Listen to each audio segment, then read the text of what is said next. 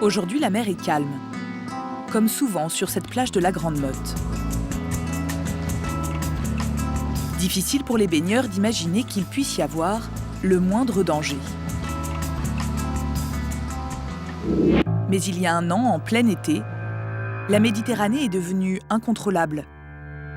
Des vents forts, des courants puissants, et parmi ceux qui s'aventurent dans l'eau ce jour-là, Charlotte, dont la vie a failli basculer. Viens voir maman. Regarde. C'était où ça? Quand on était à la mer? Hein?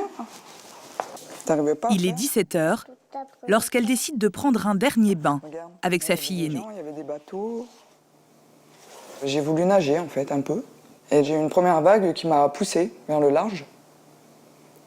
Donc une première, une deuxième, ça a continué. En fait, j'avais pas le temps de reprendre mon souffle, j'avais pas le temps d'avancer. Parce qu'à chaque fois, les vagues, elles me ramenaient vers le large, là-bas. J'ai crié après ma fille, elle voulait m'aider. Je lui ai dit non, viens pas, c'est dangereux. Moi, j'étais juste à côté de la bouée, en fait. Je la tenais, oui, parce que y avait trop de vagues, j'arrivais plus à passer au-dessus de moi. Donc je coulais, en gros. Et après, j'ai juste entendu quand elle m'a dit « va chercher papa ». Mais quand j'ai vu qu'elle était en danger, j'ai appelé une dame à côté de moi. Cette voisine providentielle parvient non sans mal à ramener Charlotte sur la plage. Une fois sur le sable, c'est une infirmière en vacances elle aussi qui prend le relais et lui prodigue les premiers soins. Elle m'a sauvé la vie, oui.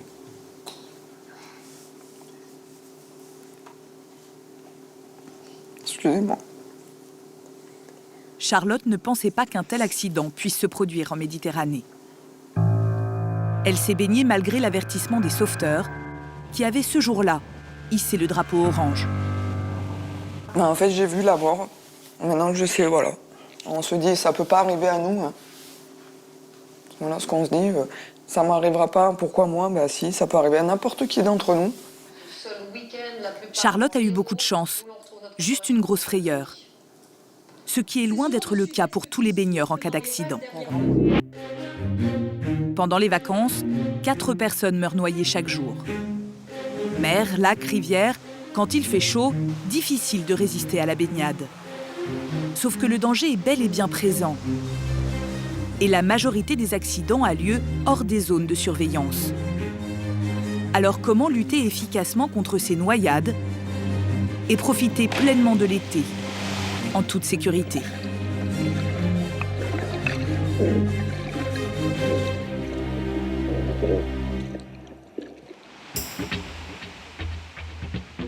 Fin mai, sur une plage de la côte aquitaine.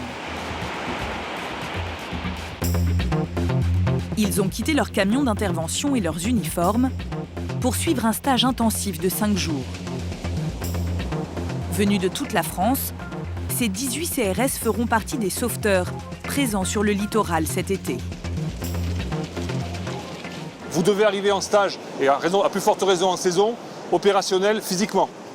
D'accord? Avec un bon fond de cardio, donc natation, course à pied, de façon à pouvoir pallier à toute éventualité. C'est pour vous mettre dans les situations où vous allez être placé à l'occasion d'intervention lors de la saison. Après une course sur la plage, les CRS doivent chausser leurs palmes dans les vagues et nager 300 mètres le plus vite possible.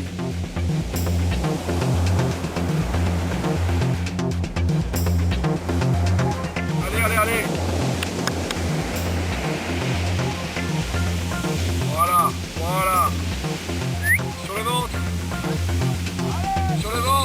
ventre. Faites pas de sauvetage sur le dos. La prochaine fois, il y aura peut-être une victime. Faut y aller.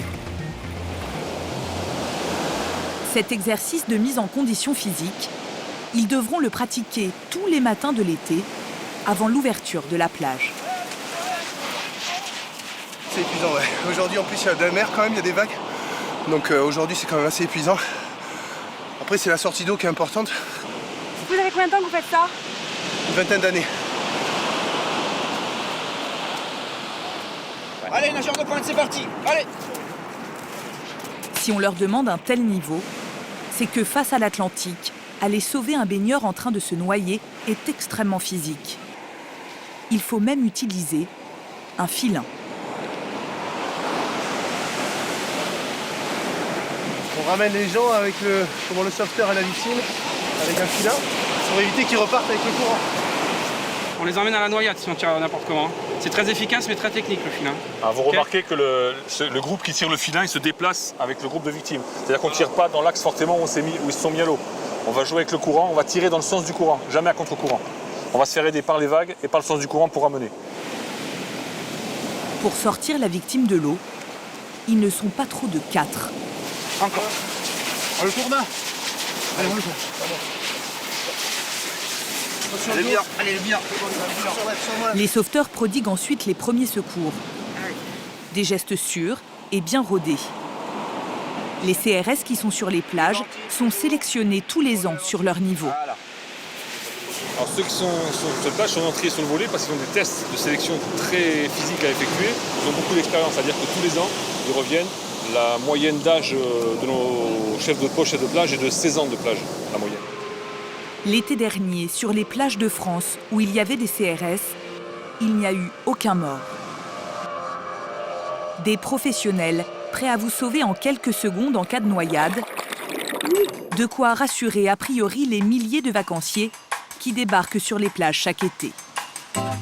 Qu'est-ce que tu as vu? Des cerfs-volants? Corinne vient de faire des centaines de kilomètres depuis la Savoie. Ah oui, non, il n'y a pas de baleine ici, mon poussin. Des crabes peut-être, on va trouver des crabes.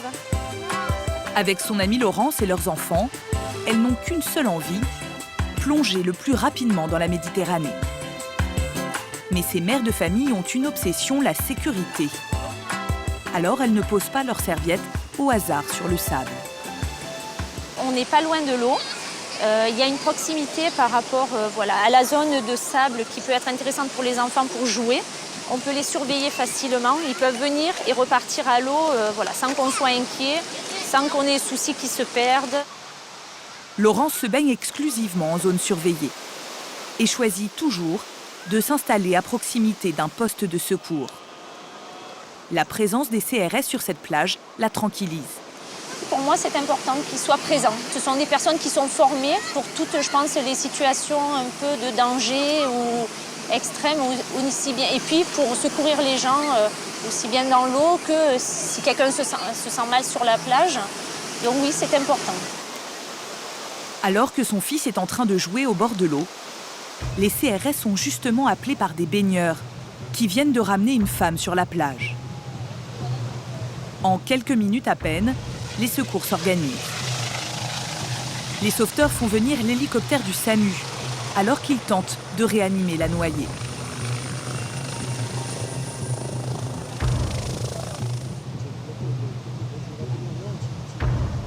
C'est une personne de 62 ans qui a fait un malaise dans l'eau. Donc initialement, elle était inconsciente, elle respirait et là, elle a repris conscience. Hors de danger, la victime est évacuée en quelques minutes. Si les sauveteurs n'avaient pas été présents sur la plage, il aurait fallu donner l'alerte et attendre l'arrivée des équipes de secours. Un temps d'intervention beaucoup plus long. De précieuses minutes qui auraient pu être fatales à cette femme. Mais cette surveillance des plages est limitée. À des horaires restreints et sur des distances courtes, 800 mètres maximum pour chaque poste. Quant aux CRS prêtés par le ministère de l'Intérieur, ils sont de moins en moins nombreux. 471 seront présents cet été sur le littoral, alors qu'ils étaient plus de 700 il y a 12 ans. Aujourd'hui, la majorité des surveillants de baignade ne sont pas des professionnels. Michael a tout juste 20 ans. Salut. Sans emploi, Salut. Il a décidé de passer son brevet de sauveteur pour décrocher un job d'été. Il suit une formation avec d'autres jeunes à Montpellier. Des étudiants, des lycéens, qui pour certains ne connaissaient rien aux premiers secours, il y a quelques jours encore. Pendant le cas concret, on ne parle pas, on observe, pas de bruit, pour éviter de les aider ou de les gêner dans leur démarche. La formation dure normalement 1 an, mais là, les stagiaires suivent un cursus accéléré, 10 jours pour devenir sauveteur. J'ai ma copine là, qui est tombée du pont. Michael et Pierre doivent s'exercer sur un mannequin, une victime qui était en train de se noyer. Madame, vous m'entendez? Serrez-moi les mains. Oui, vous transmettez. Bonjour. Et visiblement, ils ont encore quelques lacunes sur des gestes de base. De l'autre sens.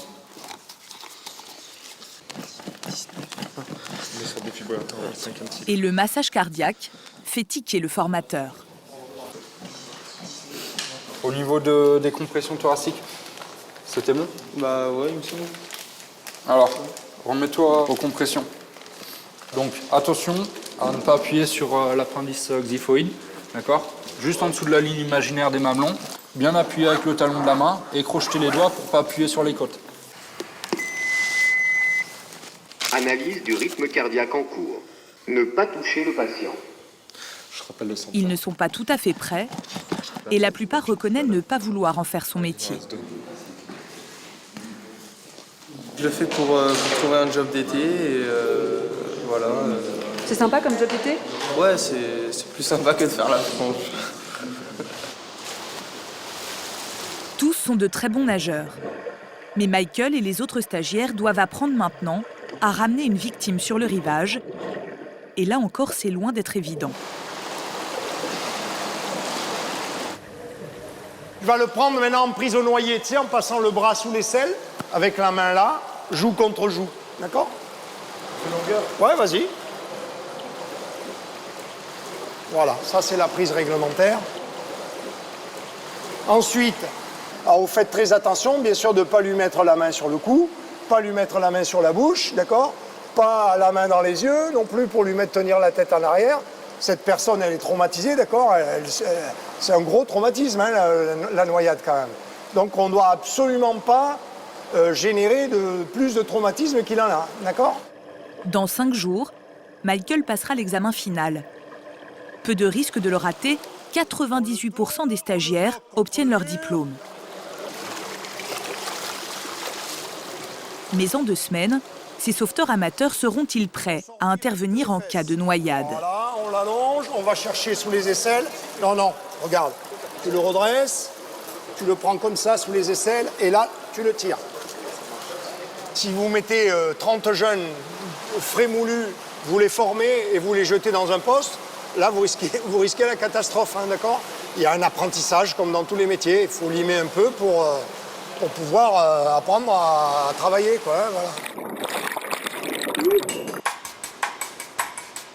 C'est ici, à Sète, que Michael, l'apprenti sauveteur, va faire ses débuts. C'est une des plus grandes plages de l'Hérault. Ici, l'été, 4 à 6 000 personnes se baignent chaque jour. Pour les surveiller, pas de CRS, mais 29 sauveteurs civils, 3 professionnels seulement et 26 jeunes saisonniers. On a beaucoup moins de vagues et moins de vent qu'hier. Hier, on avait un gros vent sud avec pas mal de courant. Là, aujourd'hui, il va falloir... C'est au poste central que Michael fait ses premiers pas. Sous la houlette de Joyce, 21 ans, qui a déjà 2 étés de surveillance derrière lui. Le début de saison est calme. Trop calme au goût de Michael. J'attends que ça, qu'il y ait une intervention, voir vraiment comment ça se passe, si c'est ce que j'imaginais, si j'arriverai à me gérer, etc. Et voilà. Tiens, je vais te filer la radio, tu vas partir en patrouille. Tu prends avec toi ton masque, tes palmes et ton tuba. Ouais. Donc, prévention, tu passes derrière chaque crique. Le jeune homme a 400 mètres de sable à surveiller. Seul, il part patrouiller, concentré sur tout ce qu'il a appris en formation. J'observe, je regarde un peu les gens, j'analyse un peu là où il y a beaucoup de monde, s'il y a des jeunes qui sautent des rochers, combien il y a de personnes dans l'eau. Puis je regarde les enfants aussi, je surveille souvent les enfants. Il faudra que tu ailles voir au bassin 3 un monsieur avec un stand-up et lui dire qu'il ne fasse pas de stand-up dans la zone de surveillance. Merci. Cet homme a utilisé une planche en plein milieu d'une zone de baignade. Il aurait pu heurter un nageur. Bonjour, excusez-moi. C'est vous qui utilisez les... Ah, mais c'est pour ça que je suis sorti, il y avait des monde, je suis sorti. Ça marche en fait, ouais. Moi, on m'a envoyé pour faire un rappel. C'est interdit dans la zone de baignade, juste. Ouais, je sais. C'est pour ça que tout à l'heure, j'y suis allé et j'ai vu qu'il n'y avait personne. Et dès qu'il y a des gens qui sont arrivés, je suis sorti. Ça marche. La commune de Sète embauche des jeunes comme Michael depuis 5 ans. Bonjour, ça va? Ça va bien, oui. Très bien, ça fait C'est longtemps. François Comène, le maire, qui a pris cette décision.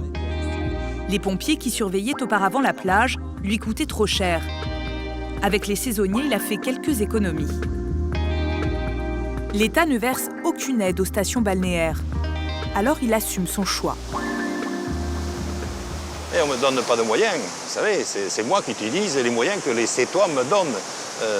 C'est l'argent du contribuable et moi j'ai l'obligation de faire en sorte de dépenser au mieux, au plus juste, les finances publiques qui sont fournies par les Sétois. Cet été, la commune va dépenser un peu plus de 250 000 € pour la sécurité des vacanciers. Sur le terrain, chaque mairie fait donc comme elle veut, comme elle peut. Et face au manque de moyens humains, certaines n'hésitent plus à prendre des mesures radicales pour réduire le risque d'accident. Comme dans le département voisin de l'Aude. Sur la plage de Fleury, ce sont des pompiers qui assurent la surveillance des baigneurs. Ici, l'été, quand le vent du sud-est se lève, la mer est particulièrement agitée. Qu'est-ce que vous allez faire? Alors là, on va tester la zone des courants, afin de tester les courants, donc, pour savoir si la zone va être dangereuse ou pas. Ces vents modifient le fond de la mer, en le creusant, créant des bosses de sable qui gênent le passage de l'eau. Sur notre zone de bain, nous avons la plage et avec différents bancs de sable qui se créent surtout l'hiver lors des coups de mer. Quand l'eau arrive, il y a des vagues qui se créent, l'eau arrive au bord mais ne peut pas repartir directement. Donc nous avons des gros courants latéraux et lorsque l'eau peut repartir vers le large, elle s'en va et ça nous crée un gros courant d'arrachement. Un baigneur, s'il est pris dans ce courant d'arrachement, est donc entraîné vers le large. Alors, quand le vent souffle à plus de 30 km/h, Cédric et son équipe se jettent à l'eau pour repérer les endroits les plus risqués. Puis, une fois revenus sur le sable, ils déterminent la zone de baignade autorisée ce jour-là. Bon, donc là on va mettre en place la zone restreinte. Donc à partir du chenal. Donc à fanion bleu, Là. Et on va en mettre un deuxième, donc au niveau de la deuxième poubelle bleue. C'est là où il y a le moins de courant. Voilà. La zone de surveillance est fortement réduite, de 800 mètres à 50 mètres de large seulement. Au-delà, le vacancier se baigne à ses risques et périls. Pour signaler le danger, les sauveteurs hissent ensuite le drapeau jaune ou orange, ce qui permet une certaine souplesse. C'est beaucoup mieux que de mettre un drapeau rouge qui sera pour les gens qui viennent en vacances beaucoup plus contraignant et ils vont beaucoup moins bien l'accepter que si on met drapeau jaune avec une zone plus petite, certes, mais qui sera quand même autorisée et surveillée. Depuis que ce système a été mis en place à Fleury il y a une dizaine d'années, il n'y a plus eu un seul mort par noyade les jours de grand vent. Alors cet été, le préfet a demandé à toutes les communes de l'Hérault d'adopter le même dispositif. Les courants inattendus, les vents violents. La mer, même si elle est tentante, reste un élément incontrôlable. Et bien souvent, il suffirait d'être averti pour connaître le bon comportement à adopter face au danger.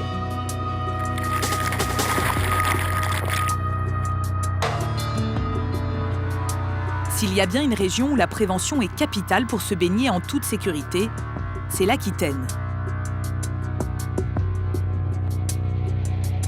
Derrière ce calme apparent, un piège qui peut s'avérer meurtrier, les baïnes. Donc là, on va se foutre carrément à l'entrée. Bruno Castel est océanographe. Il est le spécialiste de ce phénomène en France. Ensuite, on va sortir comme ça, normalement. Avec son équipe, ils nous ont donné rendez-vous sur cette plage du Cap Ferret. Un lieu propice à la formation de ces fameuses baïnes. Vous pourrez croire, en venant ici sur la plage, que c'est l'endroit où il faut se baigner. En fait, pas du tout. C'est exactement là, en face, là, à 15 mètres devant moi, que le courant de baïne prend naissance. Ici, quand la mer monte, des cuvettes se remplissent et de violents courants circulaires se créent, expulsant les nageurs vers le large à grande vitesse, 1 mètre par seconde. Affolés, les baigneurs tentent souvent de lutter contre ces courants et s'épuisent. C'est tout le contraire qu'il faut faire. Bruno et ses coéquipiers décident d'entrer dans l'eau, de se mettre volontairement au cœur même de la baïne pour nous montrer quels sont les bons gestes à avoir. Ils se laissent emporter par le courant et sont rapidement expulsés vers le large. Ils ne nagent pas et en moins de 5 minutes, ils sont finalement ramenés naturellement par les vagues sur le rivage.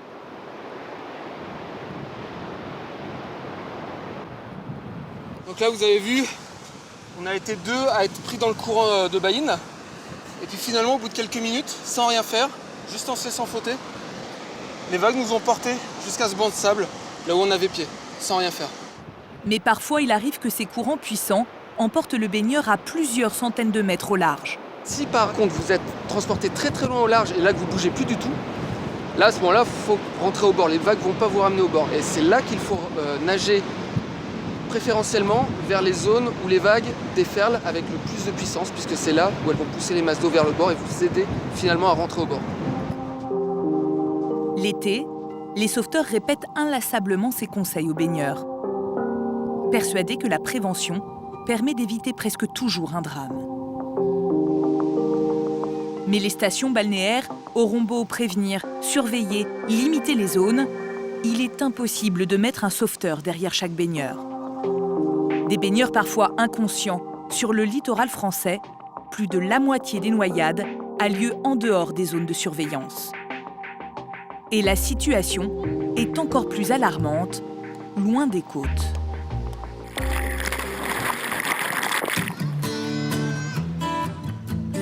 Las de batailler pour trouver une place sur la plage, de nombreux Français préfèrent désormais se baigner en rivière. Se détendre en toute liberté, dans un décor brut.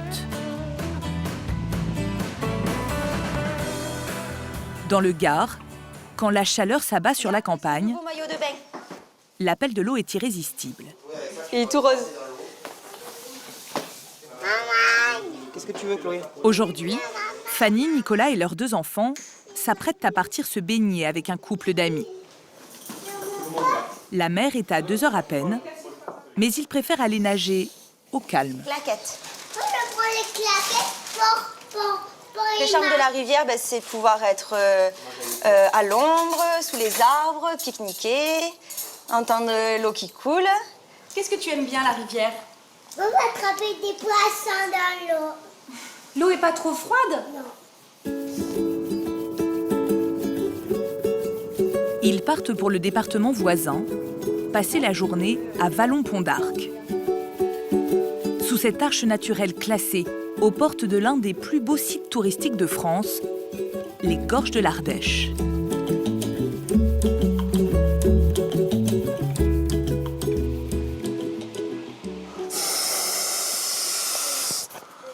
Premier réflexe des jeunes parents une fois sur le sable, sécuriser les enfants. Elle est froide? Ouais, elle est froide, ouais. Là, on peut voir que l'eau, la descente est assez abrupte, quoi. Il faut rester à côté, quoi. Toujours être vigilant, parce que ça peut aller très vite. Vous voyez, là, elle joue, il y a 5 cm d'eau, mais elle fait un pas de trop, elle attrape le rocher, elle glisse, et voilà, quoi. Si on n'est pas à côté pour la repêcher, ça peut être dangereux, quoi. On va se mettre entre les canoës. Seb, avance un peu, non? Si les calmes rivières sont moins impressionnantes que les vagues de l'océan, elles n'en sont pas moins dangereuses. Le sentiment de liberté fait oublier à beaucoup les règles de sécurité élémentaires. Puis pour accéder, c'est pire que là, hein. Tu dois marcher 40 minutes au moins, tu vois. Ah ouais, Donc, il y a pas grand monde. Et puis, Ils connaissent cette rivière depuis l'enfance. Idéal pour des pique-niques entre copains et pour se lancer des défis depuis les rochers. il y a 3 gros coins, quoi. Un en haut qui fait 18 mètres. Juste en dessous, là, la plateforme, ça fait 12. Et après, on peut sauter de 6 mètres en bas, là. C'est pas dangereux? Vous n'avez pas peur? Ouais, un petit peu. C'est vrai qu'on est en haut, même au bout de 20 sauts, on a toujours la petite appréhension quand même. Ouais. Parce qu'en haut, on voit le fond, donc c'est vrai que c'est assez impressionnant, quoi. Bah, ça va. Elle est Maintenant bonne? qu'on a bien bu et bien mangé, on va bien pouvoir aller se baigner.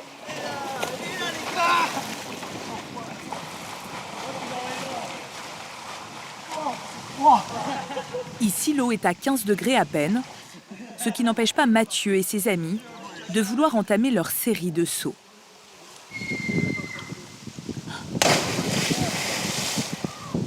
Les garçons commencent à sauter de 6 mètres. Pour être sûr de ne pas heurter le fond, il faudrait 4 mètres de profondeur. Or, ce jour-là, il y a tout juste 2,50 mètres. En quête de sensations, Mathieu et ses copains grimpent encore un peu plus haut. 12 mètres cette fois-ci. Failli tomber, couille.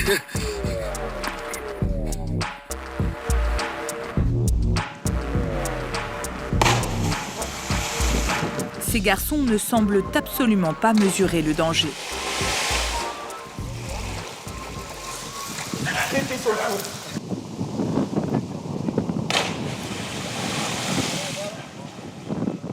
J'ai touché bien le fond avec le coup quand même. Mathieu s'en amuse, mais il aurait pu sérieusement se blesser sur le fond rocheux. Et ce n'est qu'après plusieurs sauts qu'il se décide enfin à estimer la profondeur. Un peu le fond. Il y a 2 mètres, quoi. Il y a 2 mètres, 2 mètres 50. Vérifie le fond après avoir déjà sauté 3 fois. Ouais, pour voir à peu près combien il y avait, mais je sais que ça le fait, quoi, mais c'est vrai qu'il faudrait vérifier avant, ouais. Ce jour-là, aucun d'entre eux ne sera blessé. Mais en cas de problème, impossible d'être secouru rapidement. 1 fois sur 3, la noyade est fatale. Le long des rivières, les postes de secours sont rares. Le terrain est escarpé, difficile d'accès. Impossible dans ces conditions d'avoir le même dispositif qu'en bord de mer. L'un des secouristes le long de l'Ardèche, c'est Éric Courcial. Depuis 3 ans, ce pompier assure la sécurité des vacanciers pendant la haute saison. Ils ne sont que 5 pour les 40 km de descente de rivière. On est sur une piste qui est interdite au public, hein, puisqu'elle est très dangereuse.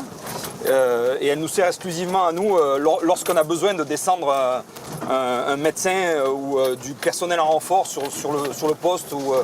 Voilà, parce que c'est le seul accès, je dirais, possible pour rejoindre ce rapide. Plus d'1 demi-heure pour descendre cette piste de 2 km jusqu'au lit de la rivière. Une des zones les plus dangereuses pour les canoës.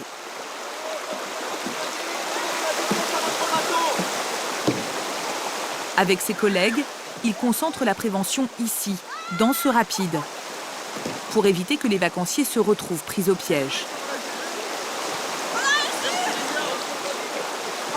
La prévention, c'est leur mission principale. Enfilez vos gilets de sécurité, messieurs, avant de franchir le rapide. La première règle à respecter, le port du gilet de sauvetage, obligatoire.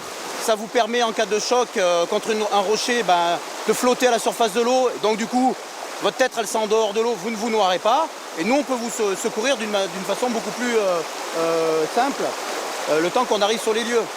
Voilà, alors que la personne qui n'a pas de gilet et qui se cogne un rocher qui perd connaissance, elle coule. Et là c'est la noyade assurée. Ces touristes tchèques vont avoir droit à un petit rappel à l'ordre. Good morning, anyone speak French? No? Okay, I'm going to speak English. There is some rules to go in the water in Ardèche, okay? You can go to the water, but always with your jacket life. Okay? You have? Yes. Okay. So you must put your jacket life every time on the water for your life. Okay, it's an obligation. Mais visiblement, les recommandations du pompier ne semblent avoir aucun effet. Les gilets de sauvetage restent à l'arrière du kayak. Or, c'est bien souvent lorsque les bateaux se retournent que les drames surviennent. La dernière qu'on a fait l'année dernière, on n'a pas pu sauver la personne parce qu'elle avait le pied coincé dans un rocher qui était 1 mètre sous l'eau, quoi, et son pied restait coincé dessous. Et personne n'a pu la dégager. Avec la force du courant, ses camarades à côté n'ont pas pu le dégager. Et les pompiers sont arrivés vite, mais trop tard pour le sauver. Dans l'Ardèche, 3 personnes sont mortes noyées l'été dernier. Des drames qui se sont produits loin de la surveillance des pompiers. Alors comment renforcer la sécurité des vacanciers ? Nous avons donné rendez-vous aux maires des communes concernées. Devant le développement du tourisme en rivière, pourquoi ne pas signaler plus le danger ? Du moment qu'on signale qu'il y a un danger, en qualité de maire, notre pouvoir de police, on est quelque part obligé de faire cesser ce danger. Alors on fait comment ? On le reconnaît. On reconnaît qu'il y a un danger. Donc on a dans l'obligation de le faire cesser. Ça c'est la vraie question. Est-ce qu'on a intérêt à prendre des arrêtés ou est-ce qu'on n'a pas intérêt à les prendre ? Exactement. C'est là où on est. Pour qu'on ne se mette pas en porte-à-faux. C'est pas qu'on veuille libérer notre responsabilité. On fait comment ? Les conduites à risque quand même. Signaler le danger, c'est prendre le risque d'être poursuivi en cas d'accident. Pour eux, mieux vaut parfois ne rien dire et laisser les baigneurs prendre leurs responsabilités. On ne peut pas être responsable de l'imprudence. L'imprudence, voilà. Le vrai problème qu'on a, c'est à partir de quel moment c'est de l'imprudence de la part du touriste ou de l'imprudence de la part du maire qui ne signale pas un danger. C'est quoi le danger ? Comment on le reconnaît ? Le choix semble cornélien, kafkaïen même, pour ces élus locaux qui doivent gérer une situation qui semble les dépasser. Difficile de réglementer des espaces sauvages, surtout face à des vacanciers en quête de liberté. L'été, quand la chaleur s'abat sur la France, on ne rêve que de se baigner, même près de chez soi, quitte à nager dans des lieux totalement interdits.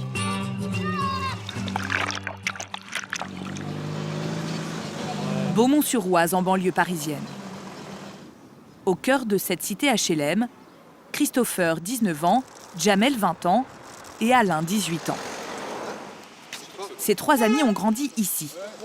Cette année, ils ne partiront pas en vacances, comme un tiers des Franciliens. Depuis l'enfance, ils ont l'habitude d'aller se baigner à 2 pas de chez eux, sur une propriété privée. Le grillage qui a été démonté. Donc à chaque fois qu'ils le remettent, voilà, on le redémonte après pour rentrer. Un grillage pour empêcher l'accès à ce site industriel qui appartient à une cimenterie. Et ben voilà, voici notre petit paradis à nous, juste à côté. L'eau, elle est magnifique. C'est une ancienne carrière de calcaire abandonnée dans les années 60, comblée au fil du temps par des nappes d'eau souterraines. Ici, comme eux, ils sont des centaines à se baigner chaque été, malgré l'interdiction clairement affichée aux 4 coins du site par le propriétaire. C'est ici nos vacances. Notre petite île à nous. C'est gratuit, c'est à côté de chez nous. Et on se retrouve tous ensemble. On trouve qu'on peut plus s'amuser ici qu'à la piscine quand même. À la piscine, on peut pas courir tout ça. Et là, on peut faire ce qu'on veut, des saltos, sauter comme on veut. Ouais. Une eau cristalline qui est pourtant dangereuse. À 1 mètre des berges seulement, le fond du lac chute brutalement. Jusqu'à 30 mètres de profondeur par endroit. 3 personnes sont mortes noyées l'été dernier. Il y en a qui viennent, mais ils savent même pas du tout nager, il y en a. C'est vrai. Il y en a qui, une fois, en fait. Là, Jordi, là. Jordi. Et ouais, la dernière fois, il était là, il était au bord, il savait pas nager, hop, bam, il était parti vers le fond, il y a un copain à moi qui est parti le récupérer, tout ça, et voilà quoi. Comme vous voulez, les gars. Vas-y. 1, 2, 3. Elle est forte. Le préfet du Val d'Oise a pris un arrêté interdisant formellement l'accès au site sous peine d'une amende de 38 €. Ce qui ne paraît pas décourager les habitués. En France, la lutte contre les noyades semble se gérer au cas par cas. Au niveau national, il y a bien une circulaire du ministère de l'Intérieur, mais elle date de 1986. Un texte vieux de près de 30 ans que les équipes de secouristes aimeraient bien voir être réactualisé.